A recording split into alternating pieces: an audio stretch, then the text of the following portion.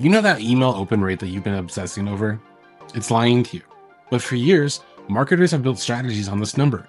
But since 2021, it's become meaningless. Today, I'll show you exactly what to measure instead to actually grow your business.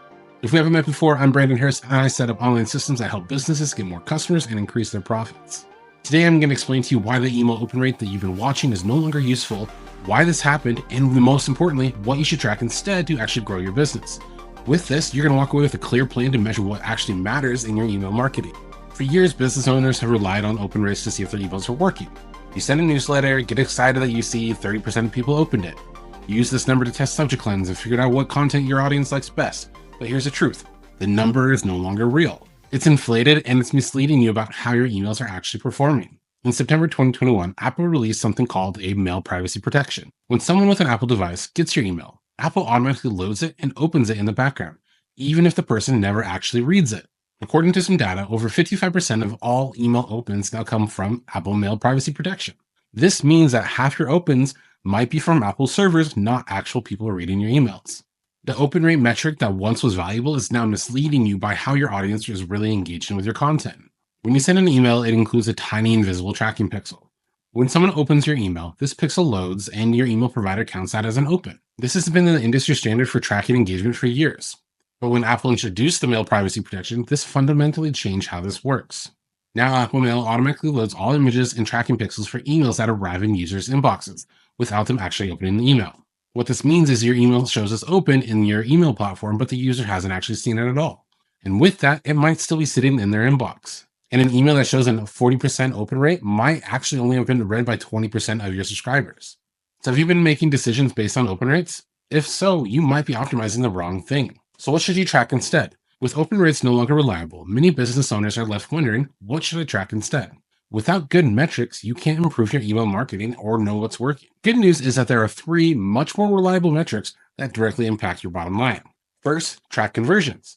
This is the number of purchases or leads generated by each email. This directly shows how your emails impact revenue. Second, monitor the click-through rates, the percentage of people who actually clicked on your links in your email. Third, count reply rates. How many people actually respond to your emails? These metrics are immune to Apple's privacy changes and give you much more clear insights on what's actually working in your emails. One thing about this is that many email platforms don't automatically show you these better metrics, especially the conversions and replies. And without a system to actually track them, you're still flying blind. Here's my simple 3-step process for tracking what matters. Step 1, for every email you send, include at least one trackable link. This could be to your website, a product page, or a blog post. Step 2 is set up UTM parameters for each link to track where the traffic is coming from. Step 3, create a simple spreadsheet to record the results from each email campaign. And the reason why we're doing this is because when you measure what matters, your marketing decisions become so much clearer. Now, I know changing how you track your email success can feel overwhelming, especially if you've been focusing on open rates for years. But let me break this down to 3 simple action steps you can take today.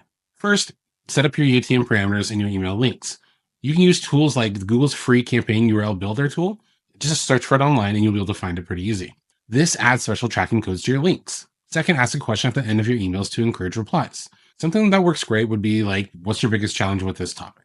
Third, track results in a spreadsheet with these columns: email subject, send date, number of people, clicks, replies, and conversions. And keep in mind, you can still use open rates as a general guideline, but they should never be your primary success metric. When combined with clicks, replies, and conversions, you'll get a much clearer picture of how your emails are actually performing. And I know this might feel like you're starting over with your email strategy, but trust me, once you focus on these metrics that actually matter, you'll make better decisions and see real growth in your business. If you found this helpful, hit the like and subscribe button. And let me know in the comments, what metric do you currently use to measure your email success?